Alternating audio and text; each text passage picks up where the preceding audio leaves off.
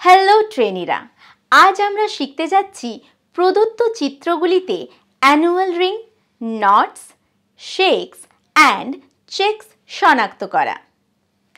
এই ভিডিওটির উদ্দেশ্য হল এই সেশনের পর আপনারা যা শিখবেন: অ্যানুয়াল রিংয়ের নাম শনাক্ত করা, নটসের নাম শনাক্ত করা, শেকসের নাম শনাক্ত করা, চেকের নাম শনাক্ত করা। চলুন শুরু করি।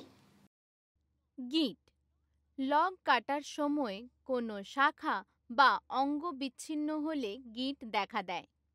এগুলি জীবিত বা মৃত হতে পারে, তবে তারা ফাইবারের নিয়মিততা ভঙ্গ করে। এখন আমরা লুজ এবং মৃত গিট সম্পর্কে বুঝব।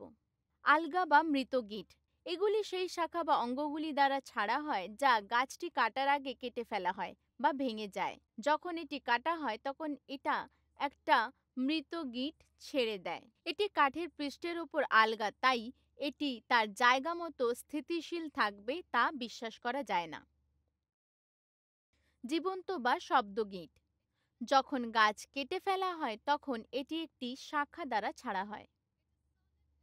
এটি সম্পূর্ণ শক্ত এবং এর চারপাশের কাঠের মতোই শক্ত এবং এটির পচন হয় না। এমনটি ধারণা যে গিট চূড়ান্ত দর্শনে আরও সৌন্দর্য এবং প্রভাব যোগ করে। শেকস শেকস কাঠের স্তরগুলির মধ্যে সামান্য বা সম্পূর্ণ ফাটল, যা কাটার সময় কাণ্ডে উপস্থিত বৃদ্ধির চাপের উপশমের কারণে ঘটে থাকে। হার্ট শেক কাঠের মাঝখানে ছিট বা ফাটলকে হার্ট শেক বলে। মধ্যরেখার দিশায় পিচ থেকে শুরু করে একই কিংবা বিপরীত দিশায় স্যাপউডের দিকে ছড়িয়ে যায়। এই ধরনের ত্রুটি প্রায়ই পরিপক্ক গাছে পাওয়া যায়, তবে কখনো কখনো গাছের কেন্দ্রীয় অংশ দ্রুত শুকিয়ে যাওয়ার কারণেও হতে পারে। হার্টউডের সংকুচিত হওয়ার কারণে এই ত্রুটি দেখা দেয়। স্টার শেক এইগুলি ফাটল বা স্প্লিট যা বার্ক থেকে স্যাপউডের দিকে ছড়িয়ে পড়ে। এই ত্রুটি তখন ঘটে যখন গাছটি বৃদ্ধির সময় তীব্র তাপ বা তুষারপাতের সম্মুখীন হয়। এই ফাটল বা ঝাঁকুনির প্রস্থ বাইরের প্রান্তে বেশি এবং মাঝখানে ছড়িয়ে পড়ায় কম হয়, যা আমরা এখানে দেখতে পাচ্ছি। কাপ শেক বা রিং শেক এগুলি লগের ক্রস সেকশন জুড়ে একটি বৃত্তাকার দিকে টিস্যুর অত্যাচার দ্বারা গঠিত হয়। এটি সাধারণত বার্ষিক রিং বরাবর গঠন হয়। রেডিয়াল শেক এগুলি স্টার শেকের মতোই, কিন্তু এটি সূর্যের সংস্পর্শে আসার কারণে ঘটে যখন সিজনিং করার জন্য কাঠ কেটে রাখা হয়। বেশ কয়েকটি ফাটল বা স্প্লিট গাছের ছাল থেকে অল্প দূরত্বে কেন্দ্রের দিকে যায়, তারপর বার্ষিক ফাটলকে অনুসরণ করে এবং অবশেষে কেন্দ্রের দিকে চলে যায়।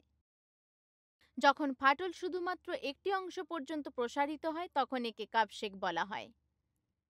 যখন এটি পুরো গোলাকার হয়ে যায় বা প্রায় কাছাকাছি পর্যন্ত হয় তখন একে রিং শেক বলে। এই ত্রুটিটি হয় অসমান বৃদ্ধির কারণে বা বাতাসের কারণে, বায়ুমণ্ডলীয় পরিবর্তনের কারণে, কাঠের আকস্মিক সংকোচনের কারণেও ঘটে থাকে এই ত্রুটিটি।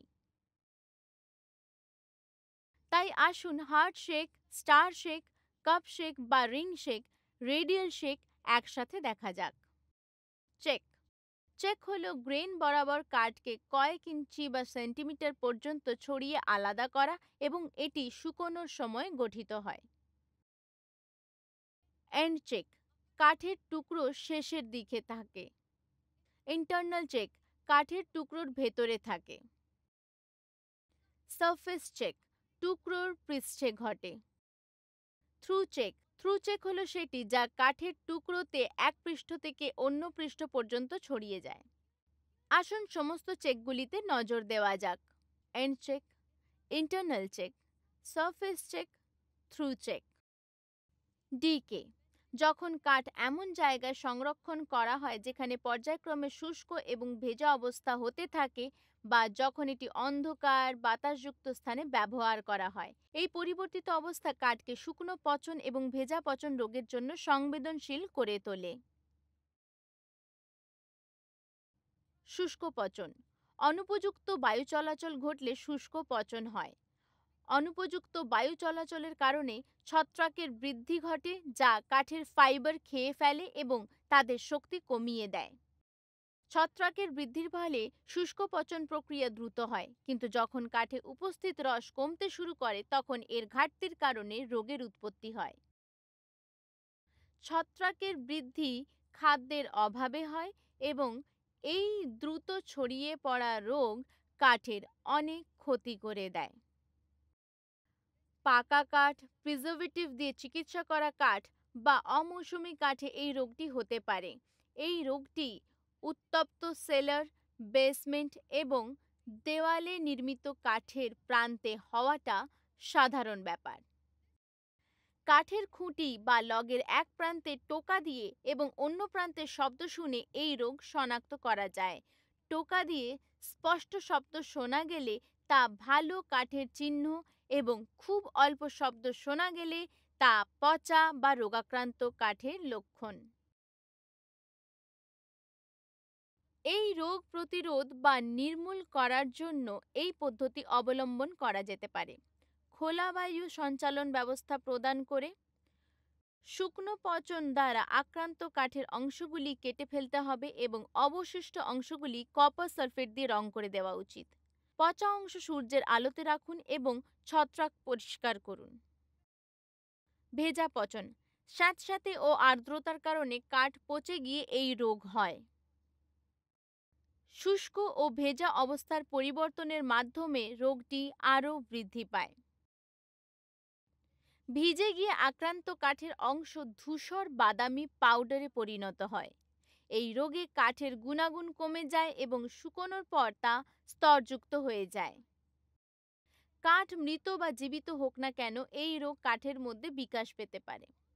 ব্যবহার করা বা খোলা অবস্থায় সংরক্ষণ করা যে কোনো ধরনের কাঠ বৃষ্টির সংস্পর্শে আসতে পারে এবং সহজেই তা ভেজা পচনের শিকার হতে পারে। প্রথমে কাঠ থেকে রস বের করে সিজনিংয়ের মাধ্যমে এবং তারপর প্রিজারভেটিভ দিয়ে চিকিৎসা করে ভেজা পচা রোধ করা যেতে পারে। রোগ। যখন বলা হয় কাঠ যে পচে যায়, তখন ইঞ্জিনিয়ারিং উপাদান হিসেবে এর মান কমে যায়। কাঠ যখন অত্যধিক ত্রুটি বা রোগের সংস্পর্শে আসে বা পোকামাকড় দ্বারা আক্রান্ত হয়, তখন এর শক্তি কমে যায়। এই পোকামাকড় তাদের চেহারা নষ্ট করে এবং তাদের শক্তি হ্রাস করে। সাধারণত কাঠকে এই নিম্নলিখিত কীটপতঙ্গ আক্রমণ করে। পিনহোল বোরার্স। তারা দাঁড়িয়ে থাকা গাছ বা সদ্য কাটা কাঠে আক্রমণ করে। Powder post beetle.